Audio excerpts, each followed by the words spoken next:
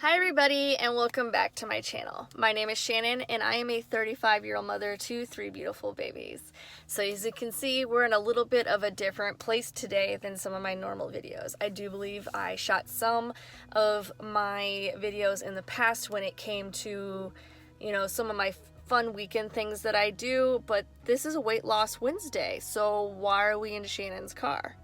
Well, I thought I'd do a little bit of a story time with you guys. We are in the exact place that I realized I had to do something about my health. So we're gonna go ahead and get into a little bit of a story time. And so if you like these type of videos, please go ahead and hit that like button, subscribe down below, and make sure that notification bell is on. I will see you in a second. All right, welcome back. So it's time for story time. So this is where I was roughly 5 years ago when I realized that I had let myself completely go. So I was driving home from work one day. I don't keep my phone near me, and it was going off in the back like I was getting notifications. So I was like, you know what, I'll check that whenever I get home. It's not a big deal. Well, it was wonderful tags. Oh, amazing tags. So my best friend from high school got married and I was in the wedding and I was being tagged in all of the wedding photos. So naturally, I was so excited to see these pictures. She had hired a photographer. We all got our hair done. We were all wearing these beautiful red Vera Wang dresses and I was excited to see them until I opened them. And that's when I realized I wasn't really seeing how I normally looked when I looked at myself in the mirror. And the thing was, I didn't really own any full body mirrors either back then. And looking back at it now, it was part of my denial process. I open up these photos and they're gorgeous photos of her. There's gorgeous photos of my daughter and, all of my friends in our red dresses. And then I get to the photos of me. And I was devastated, especially on the ones that were closer up. This Vera Wang dress had some ruffles down the front. It was strapless, had ruffles down the back. And I looked like a squeezed sausage link in these dresses. And I believe I had to buy the largest dress. And I just put it up to there that I had larger boobs and I had a butt. And that's why I had to do it. And in these photos, I could tell it wasn't just that I had larger boobs and a larger butt, but I had a larger belly. My arms had excess fat on them. My chin came all the way down to my neck. And a lot of people, they don't really look that bad. But me seeing myself that way after the way I'd seen myself in my head for so many years from being in high school where I was extremely active. I did winter guard and color guard. I was in the track and field team. I was constantly active, hiking every single weekend. I was a lifeguard and I was a swim instructor, so I was extremely active. And during this weight journey where I actually gained all the weight, I wasn't inactive. No, I wasn't inactive at all. Now, my activities did change. And what happened was I wasn't really able to do a lot of the exercises or the positions or the moves that I was able to do prior to having kids because of the damage that had happened to my body.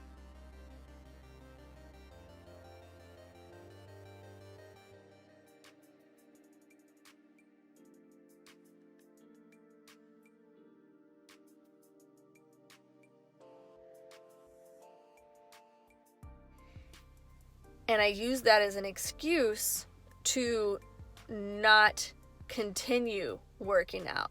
So I would go on hikes, but I wouldn't go as on vigorous hikes where I had to hike mountains and climb and stuff like that. I would go on walks, but I would only go for like maybe 20 minutes versus the hour and a half to 2 hours where I just relaxed and just walked. I also had kids, so I didn't have as much time, and I used that as an excuse. And then when these photos came around, it made me realize that I'd been using all these excuses, and that's exactly what they were, was excuses. I remember crying right here in this seat. Well, not this seat. I had a different car, but in this spot. I remember crying because when I looked at those photographs, I couldn't believe what had happened. I was like, that can't be me. That can't be me. But it was. I had my hair was past my ass. It was deep, dark black and was pinned up with this red dress, and I had a red lip. I mean, I remember to the T what I was wearing. And that day I felt beautiful. I really did. The selfies I took, you know, stuff like that, I did feel beautiful. But you can't control the angles that other people take pictures of you. And these showed the reality to me that I needed to lose, you know, 50, 60 pounds. I never weighed myself then. I just recently started weighing myself, like on a regular basis again, because I got so obsessed with the scale after seeing those photographs. This is kind of hard for me to talk about because in the beginning of my journey, it was not healthy. I was unhealthy when I realized how obese I was, and then the way I went about losing the weight was unhealthy as well. And that's something I want to get out there. Like, I'm not coming from a place of somebody who's always been thin. I'm not thin now. I mean, I still have some weight to lose. I'm not coming from somebody who was able to hire a nutritionist. You know, I had to figure this out on my own. And it caused a few complexes for me and a lot of dysmorphias. And I realized with the photos that I was obese, and I hadn't been to my doctor to get blood work done. I hadn't weighed myself since I left the army, and I didn't weigh myself then. I just said, you know what? I'm going to go on a diet. I'm going to figure out what I'm going to eat, and I'm going to run because I love to run, or I used to love to run. I'm in my 30s at this point, you know, almost 30, and I'm like, yeah, I'm going to run again like I did when I was 22. That was a mistake. I did push through it, though. I can say that I did fall in love with running again. What I did diet was I downloaded MyFitnessPal, which is a great tool. And that's the thing I didn't realize back then was it is definitely a tool. It is not something to live by. So I had the Fitbit and I had the MyFitnessPal, and I was following Keto. Now MyFitnessPal had me at 1,200 calories. And in my mind, I'm like, okay, that's enough. Now with exercise, it did add calories into it, but that's not really how you should be doing your food for weight loss. And then I was running every single day. And then I was walking along with running every single day while I was at work. I'm not saying that I didn't see progress. I definitely saw progress. I mean, I went down to 135 pounds in a snap. But here's the thing, because I didn't do it in a sustainable way, it came back. All of it came back. And I was freaking out because I was like, I can't go back to how I was. I can't live that way. You know, I had people commenting about, you know, oh, you put on weight. Oh, you did this. I even had a customer ask me if I was pregnant because I had gained weight. And I cried. I'm not gonna lie. I took care of him, went into the bathroom and cried. I decided, okay, I'm gonna get back on it. So I started running again. Then I was like, you know what? I need to reestablish my food. I need to figure out exactly why I failed with my food. And then I went and I did Whole30. Whole30 definitely has its benefits. The food was amazing. And some of the concepts I understand and I think it is great. But it is definitely a detrimental diet to somebody who does not have a good establishment with their food. So you need to really look at yourself before you start Whole30 and decide if it's going to be good for you mentally. So Whole30 helped me realize that carbs are in fact good. But on the same note, it is an elimination diet. You're not supposed to really measure. You're not supposed to track. You're supposed to eat 3 meals a day, no snacks, you know, and you're not supposed to have all of these different foods. And that caused my brain to be like, okay, so carbs are good now, but all these foods are bad. And you're supposed to reintroduce yourself to these new bad foods a couple weeks at a time afterwards, after you complete your Whole30. And this caused a couple things for me. One, it caused me to stop eating certain food groups altogether. And I was terrified of reintroducing them into my diet back then. And the other thing was, after those 30 days, I would binge. I would be like, okay, so I can have this food now, and I would eat, an entire bag of it. And that's not the concept of Whole30, but that's what happened to me. I do like some of the recipes that came out in the Whole30, and I do use them to this day. I still have all the cookbooks. I do not follow the Whole30 lifestyle. I do think it's more of a diet than a lifestyle. I do like their recipes, so I highly recommend them.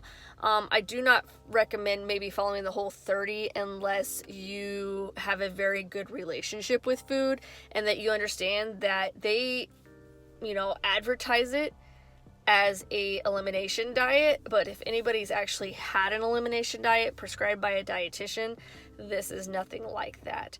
I'm not going to go too much into elimination diets because I'm not a registered dietitian. I'm not a physical trainer. This is just about me and my journey. But I highly suggest you research actual registered dietitians and nutritionists, because they're going to have so much more information on that than I ever would. And I'm not going to tell you, that you can't do an elimination diet, but you need to go talk to somebody who has a lot more knowledge about it. So after I do Whole30, I'm doing this Insanity Max 30, I'm doing running, I'm doing a huge restrictive diet. Like, I'm eating more calories, but I'm restricting my nutrients. And I'll insert my photos here. That's where I was. And I mean, yeah, I guess to a lot of people, that's a good goal, right? But it's not sustainable.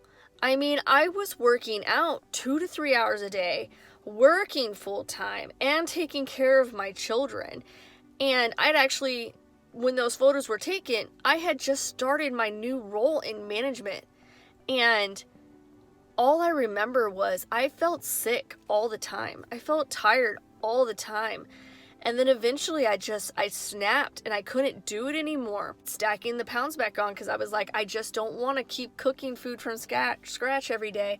I really want this cheeseburger. I'm going to go get this cheeseburger. I want cheesecake. I want, for me, really, it was a lot about like tacos and margaritas and stuff like that.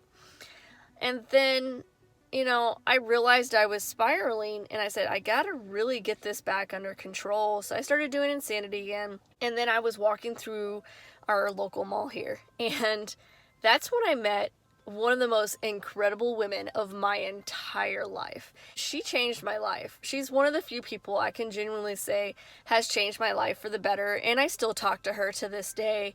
And what it was is, in the middle of our mall, there was a table with these two gorgeous girls at it. And they're like, hey, why don't you come back later and work out with us? In the middle of the mall. I did it. I faced my fear and I did it. And I had a blast. Granted, we were in a circle in the center of the mall. I remember the radio was blaring. The security guards like, turn it down. And then we had literally a gallery of people watching us work out. That was distinctly uncomfortable, but it made me realize how much stronger I was. And then I joined the gym, and it was Burn Boot Camp. And I joined it for a year. Now, I absolutely loved Burn Boot Camp. I was actually there for 18 months, not a year.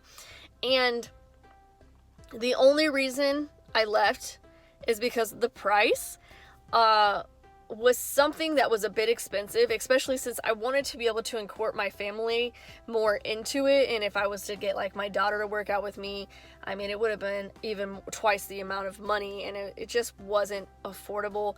And then the other thing was I had to transfer stores, and then the times, like, I was barely making the very last camp, and it was almost impossible for me to make morning camps, get cleaned up, and then get to work, which was about an hour away from this gym. And so I ended up having to leave there, and then I joined our local rec center. I was there for about a year, and then, we joined, the pandemic happened, they were closed down, and then I went back, and I was there for about a year, and I love the people that were there. I love the concept of having a local rec center. I did not love their fitness region.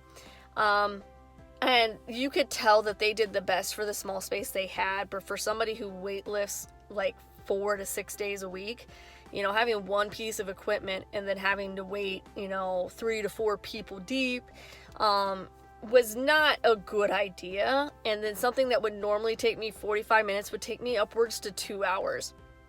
And so just a few months ago, I actually joined Planet Fitness. I know Planet Fitness gets, you know, knocked around a little bit. I don't have an issue with Planet Fitness serving pizza. I don't have an issue with them serving bagels because I have the ability to say no to it. And if I want to have it, I'll have it and I'll just fit it into my macros. Now, on the same note, I'm never there when that's there either. But I can see why people will see an issue with that. The other thing is the lunk alarm and all. If you really want to see the issues people have with it, I'm sure you can go find it. But with every gym, there's going to be an issue. So what I found after all of this time was I can't be super restrictive with myself when it comes to food. I have to make sure that if there's something I really want, that I fit it in there. I am 100% about healthy choices. I feel a lot healthier and I feel a lot happier because of it.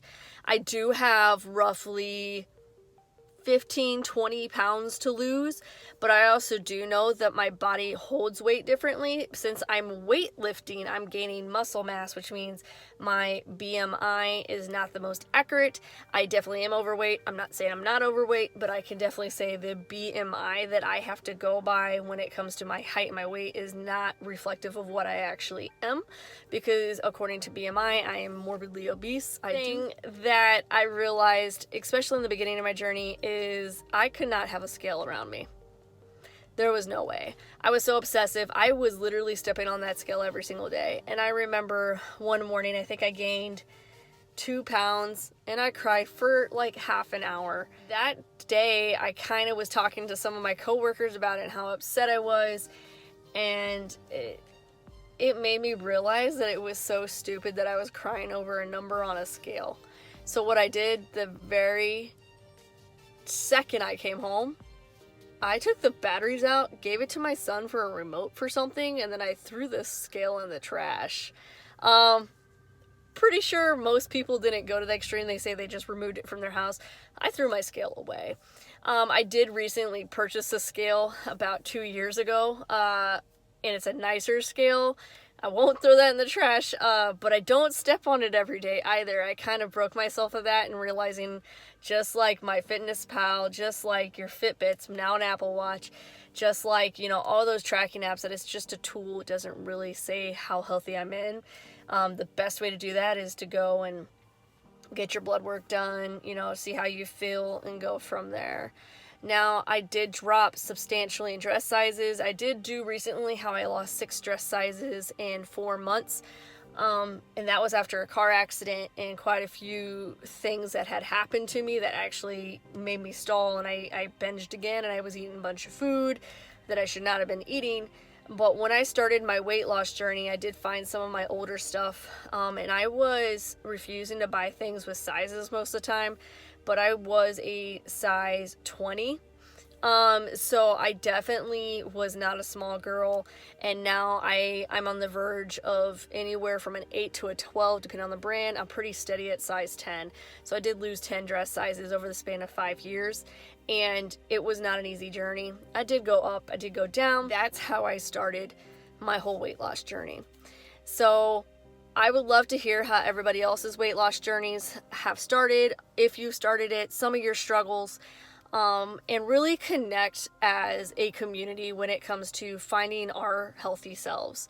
So not necessarily being the most muscular, not necessarily being the skinniest, whether it's your mental health, your physical health, you know, just your health in general. I would love to hear your journeys. So please go ahead and comment that down below. Another thing is I would love to get followed and start a community on Instagram when it comes to this. Now I do a lot of makeup and I do a lot of fitness. So if you can, please go ahead and give me a follow right along here. We still have a very small community right now, and I think that we can establish some great friendships and spread the love even more. Go ahead and smile with somebody. You never know what somebody's going through, and I will see you on the next one. Bye.